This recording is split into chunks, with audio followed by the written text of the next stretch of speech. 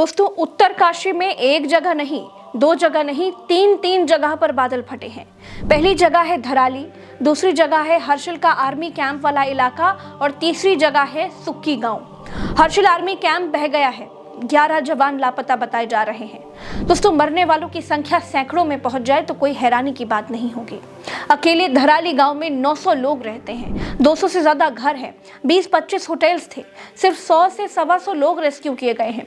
बाकी के लोग कहां गए, 20-25 होटलों में कितने पर्यटक थे, उसकी कोई गिनती ही नहीं है, क्योंकि होटल्स और होटल्स के सारे रिकॉर्ड सब कुछ मलबे में बह गया। दर्दनाक कहानियों का जो सैलाब आने वाला है ना, वो भावनात्मक लोगों को हिला कर रख देगा। इस प्रलय की गंभीरता का अंदाजा आप ऐसे लगाइए कि मलबे के नीचे कितने लोग दबे हैं, उसे खोदना मुश्किल हो रहा है। थर्मल स्कैनिंग के जरिए डेड बॉडीज खोजने की बातें चल रही हैं। दोस्तों, खबरें आपको कहीं भी देखने को मिल जाएंगी, लेकिन खबरों के पीछे क्या था वो आपको प्रज्ञा के पन्ना पर ही मिलेगा। दोस्तों, सबसे बड़ा सवाल यह है कि इतनी भारी मात्रा में मलबा क्या बादल फटने से ही आया? जवाब है नहीं, बादल फटने से इतनी बड़ी तबाही नहीं हुई। फिर कैसे पूरा धराली गांव बह गया? तो दोस्तों, इसका जवाब है कि बिल्कुल वैसे ही जैसे केदारनाथ में पूरा केदारनाथ बह गया था।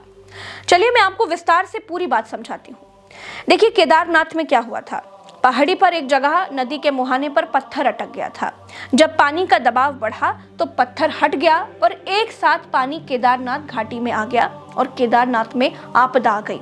कुछ वैसा ही धराली गांव के ऊपर भी हुआ। दोस्तों, धराली गांव हिमालय की दरार पर बसा हुआ है और पिछले 10 साल से नदी में फंसा हुआ एक बड़ा पत्थर हटने की कोशिश कर रहा था। धराली गांव में 1864, 2013 और 2014 में भी पहाड़ पर बादल फटे थे। इससे खीर नाले ने तबाही मचाई थी। भूगर्भ वैज्ञानिकों ने तीनों ही आपदाओं के बाद धराली गांव को कहीं और बसाने की सलाह राज्य सरकारों को दे दी थी और ये भी बताया था कि आपदा के लिहाज से धराली टाइम बम पर बैठा हुआ है। लेकिन उत्तराखंड की सरकार हिंदू मुसलमान की राजनीति में मस्त रही, इसे शिफ्ट नहीं किया गया। दोस्तों, वरिष्ठ भूगर्भ वैज्ञानिक प्रोफेसर SP सती बताते हैं, धराली ट्रांस हिमालय यानी 4000 मीटर ऊपर मौजूद मेन सेंट्रल थ्रस्ट में है। ये एक दरार होती है जो मुख्य हिमालय को ट्रांस हिमालय से जोड़ती है।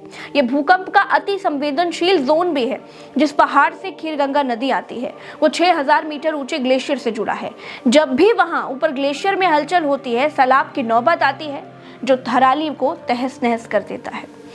अब की बार जो पानी और मलबे वाली प्रलय आई, उसमें हुआ ये दोस्तों की करीब 6 महीने पहले पहाड़ी का एक हिस्सा टूट करके खीर नदी में गिर गया था।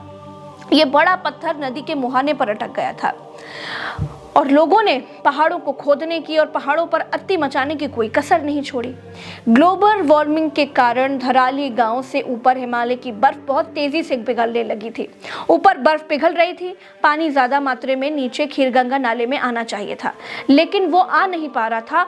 क्यों? क्योंकि नदी के रास्ते में बहुत बड़ा पत्थर एक दीवार बन करके बीच में ही पड़ा हुआ था। जब पानी का प्रेशर पीछे से बढ़ा तो पत्थर टूट गया, पत्थर हट गया और पानी बहुत ज्यादा स्पीड में अचानक से नीचे आ गया और अपने साथ मलबा भी लाया, जिसको आपने इन पूरी तस्वीरों में देखा। आप इस सैटेलाइट इमेज में देखिए दोस्तों, ऊपर ग्लेशियर से कई सारी घाटीदार शिराएं निकली हैं जो अलग अलग जगहों पर, यानी हर्षिल वैली में जहां सेना का कैंप है, सुक्कू गांव जहां तबाही आने की घटना रिपोर्ट की गई, वहां तक गई। इसका मतलब ये निकाला जा रहा है दोस्तों कि तीनों जगहों पर बादल नहीं फटा। ग्लेशियर टूटने के बाद जब पानी की मात्रा ऊपर बढ़ी तो अलग अलग शिराओं से अलग अलग जगहों पर पानी प्रलय बनकर नीचे उतरा, क्योंकि धराली गांव बिल्कुल ही खीरगंगा के मुहाने पर बसा था और घुमावदार जगह पर नाला मुड़ रहा था। इसीलिए धराली गांव पूरा का पूरा सैलाब के चपेट में आ गया। 1500 साल पुराना कल्प केदार मंदिर भी मलबे में दब गया। भागीरथी नदी के किनारे बना 1500 साल पुराना ये मंदिर पंच केदार परंपरा से जुड़ा हुआ है। इससे पहले 1800 के आसपास जब ऐसी आपदा आई थी दोस्तों, तो ये मंदिर तब भी मलबे में दब गया था। उसके बाद इसे खोदकर बाहर निकाला गया था। फिर से ये मंदिर मलबे के नीचे दब गया है। ये जो धराली गांव है, ये गांव उत्तराखंड के उत्तरकाशी जिले में एक छोटा पहाड़ी गांव है। ये गांव भागीरथी नदी के किनारे हर्षिल घाटी के पास बसा हुआ है।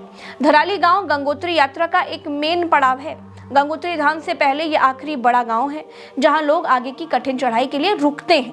ये धराली गांव देहरादून से 218 किलोमीटर और गंगोत्री धाम से करीब 18 किलोमीटर दूर है। दोस्तों, एनडीआरएफ के महानिरीक्षक मोहसेन शहीदी ने कहा, धराली में अब तक 150 लोगों का रेस्क्यू किया गया है। 11 सैनिक अभी भी लापता हैं, उनकी तलाश जारी है। लेकिन लैंडस्लाइड के कारण ऋषिकेश उत्तरकाशी स्टेट हाईवे पर जगह जगह पर लैंडस्लाइड है, उसके चलते भी रेस्क्यू में देरी हुई है। दोस्तों, धराली में हुई त्रासदी के प्रत्यक्षदर्शी अशोक सेमवाल कहते हैं कि मैं अपने गांव मुखबा में पहाड़ी पर घर के बाहर खड़ा हुआ था। उस वक्त दोपहर के करीब 12:40 बज रहे थे। तभी बम धमाके जैसी एक बड़ी आवाज गूंजी। पूरा परिवार डरकर बाहर आ गया। तभी पहाड़ के ऊपर धुआं उठता देखा। थोड़ी देर के बाद पहाड़ी नाले में तेज बहाव दिखाई दिया। मैं तुरंत वीडियो बनाने लगा। 2-3 सेकंड के बाद ही खीरगांव में पहाड़ सैलाब के रूप में उतरता हुआ दिखाई दिया। पूरा गांव डर गया। तबाही सामने थी। हम चीखने लगे, चिल्लाने लगे, क्योंकि धराली में टूरिस्ट थे। लोग कुछ समझ पाते। महज 30 सेकंड में सैलाब वहां पहुंच गया। लोग भाग तक नहीं पाए। कार, घर, इमारतें, टावर, सैलाब आंखों के सामने सब कुछ बहा ले गया। पूरा गांव मैदान बन गया। वहां मेरा दोस्त खुशी रहता है। कई जान पहचान वाले भी हैं, लेकिन किसी का कुछ भी पता नहीं है। चारों ओर 15 से 20 फीट का बड़ा मलबा है। दोस्तों, हर्षिल, मुखबा और धराली तीनों उत्तराखंड के बड़े पर्यटन स्थल हैं। धराली छोटा सा गांव है जहां करीब 600 की आबादी रहती है। दोस्तों, उत्तर प्रदेश मेरे लिए मेरा शरीर जैसा है, तो उत्तराखंड मेरे लिए मेरे प्राण जैसा है। इस स्थिति को समझने के लिए मैंने उत्तरकाशी के वरिष्ठ पत्रकार त्रिलोचन भट्ट जी से भी वहां के हालातों के बारे में चर्चा की। उन्होंने जो बताया वो आपको और भी ज्यादा चौंका देगा। आप भी सुनिए। जी देखिए, कहने के लिए तो ये प्राकृतिक आपदाएं कहा जाता है। कभी बादल फट जाते हैं या कभी बाढ़ आ जाती है, लेकिन वास्तव में ये जो असंतुलित विकास है, अवैज्ञानिक विकास है, असली बात इसकी ये है। हम लगातार सड़कों पे भी कहते हैं, लिखते भी हैं, वीडियो में भी बोलते हैं कि भैया इस तरह का विकास हमें नहीं चाहिए। जब इंसान ही नहीं रहेगा तो इस विकास का हम करेंगे क्या? किसके लिए ये विकास हो रहा है? लेकिन हमें लगता है कि सरकारों को इसी तरह के विकास के लिए शायद पैसा मिलता है कहीं से, और वो इस तरह के विकास करते रहते हैं। एक ऑल वेदर रोड यहाँ बनी हुई है चारों धामों में, जिसमें ये धराली वाला भी उसी रोड का एक हिस्सा है। और बद्रीनाथ केदारनाथ के लिए भी ये बहुत चौड़ी सड़क, जिसकी पहाड़ों के लिए इतनी जरूरत ही नहीं है। भाई हम तो कहते हैं कि हमारे जो है ना, हमारा कद भी छोटा है, हमारी गायें भी छोटी होती हैं, लेकिन हमें इतनी चौड़ी सड़क नहीं चाहिए। हम सकरी सड़क से भी जा सकते हैं, लेकिन इनको पैसे खपाने हैं और उसमें कमीशन मिलता है। तो इस तरह के विकास लगातार किए जाते रहे हैं। तो होता यह है कि प्राकृतिक आपदाएं तो आती हैं। अब ये धराली क्या है? धराली भी दरअसल पुराने मलबे में बसा हुआ एक कस्बा है, जिस नाले में, पहाड़ी नाले में, जिसमें कल उफान आया, वो उस जी। नाले में पहले भी इसी तरह की बाढ़ आ चुकी है। और उस बाढ़ ने जो है, इस नाले का प्रवाह थोड़ा मोड़ दिया था। ये बाईं तरफ की बजाय दाहिनी तरफ इसका प्रवाह हो गया था, और बाईं तरफ जो मलबा भर गया था उसमें दुकानें बन गई, रिजॉर्ट बन गई, होटल बन गए, दुकानें बन गई, तमाम तरह की पता नहीं क्या क्या चीजें बन गई। लेकिन जब फिर से वही बात हुई तो उसने अपना पुराना प्रवाह पकड़ लिया और फिर से उस तरफ चला गया, पुराने प्रवाह की तरफ। तो नाले नदियां तो अपना पुराना प्रवाह पकड़ती ही रहती है। एक और बात आप धराली में देखेंगे, धराली के ठीक नीचे भागीरथी है। तो भागीरथी का प्रवाह भी शायद उस पुरानी बाढ़ की वजह से ही कुछ पीछे खिसक गया है। पहले भागीरथी इधर थी, अब पीछे है। तो आधा आधा उसका हिस्सा जो है भागीरथी के प्रवाह में है, और बाकी कुछ हिस्सा उसके इस नाले के, जिसको खीर गंगा कहा जा रहा है, इस नाले के प्रवाह के बीच जहाँ में पर है। बादल तो फटा है। मैं कह रहा हूं ना कि इस गदेरे में पहले भी बाढ़ आई थी, हाँ। और वो जो नया हिस्सा जो कल ढहा है, बुरी तरह से तिनकों की तरह जो बिखर गया, वो उस मलबे में ही था।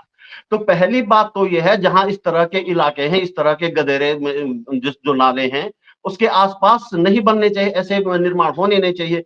पहले का जो पुराना आप धराली गांव देखेंगे कि वो उसी से लगता हुआ, लेकिन बिल्कुल सेफ है, वहां कुछ नहीं हुआ कल के उसमें। लेकिन जो नई बसावट है, नए नए जो बने हैं, वो सारे तबाह हुए हैं। इसका मतलब हम ध्यान ही नहीं दे रहे हैं।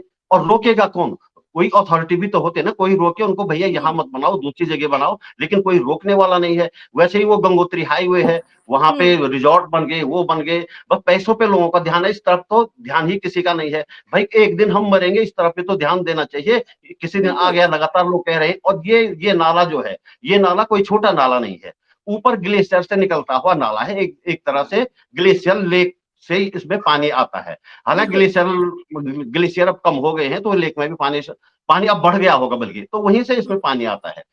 अब इस पे विवाद है, कुछ लोग कह रहे हैं कि हो सकता है ग्लेशियर लेक फटी हो, लेकिन इसका अभी खैर वो भूवैज्ञानिक बताएँगे। लेकिन हम्म। लगातार ये इतना लंबा चलता है ये नाला, तो बहुत हम्म। बड़ा इसमें मलबा आने की तो वो थी। उसके बाद जो मोरेन होता है, जो ग्लेशियर का छोड़ा हुआ जो मलबा होता है, वो हम्म। वहाँ आस-पास जमा होता है। दोस्तों, आपने सुना, ये जरूर एक प्राकृतिक आपदा थी, इसमें किसी का हाथ नहीं था, लेकिन इसे टाला भी जा सकता था। अगर पर्यावरणविदों की बात मान ली होती तो आज इस त्रासदी में लोगों को मरने से बचाया जा सकता था। इस आपदा को सरकार की नेग्लिजेंस और लोगों की पैसा कमाने की भूख ने नरसंहार में बदल दिया। मेरे साथ फिलहाल इस वीडियो में इतना ही। चैनल को सब्सक्राइब कीजिएगा। नमस्कार।